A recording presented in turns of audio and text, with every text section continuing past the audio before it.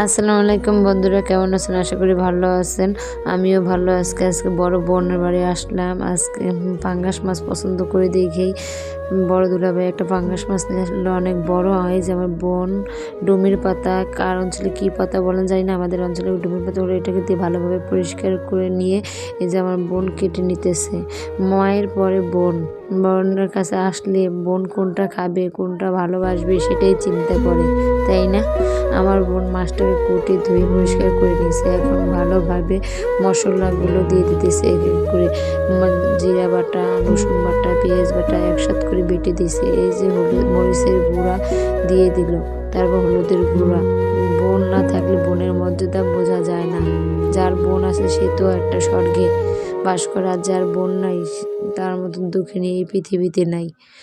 যাই হোক, কথা বলতে বলতে অনেক কথাই বলে ফেললাম।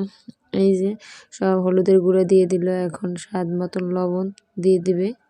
এই যে জিরার গুঁড়ো দিয়ে দিল, তারপর স্বাদ মতন লবণ, তেল দিয়ে দেবে। তেল দিয়ে ভালোভাবে মাছটাকে মাখিয়ে নেবে। এভাবে তরতাজা মাছ হাতে মাখিয়ে রান্না করলে কিন্তু অনেক স্বাদ, এবং ভেজে রান্না করলেও স্বাদ লাগে, কিন্তু তরতাজা মাছ তাই আপু আজকে মাখিয়ে রান্না করবে। এই যে তেল দিয়ে দিতে স্বাদ মতন। এখন ভালোভাবে মাছটাকে মাখিয়ে নিতেছে।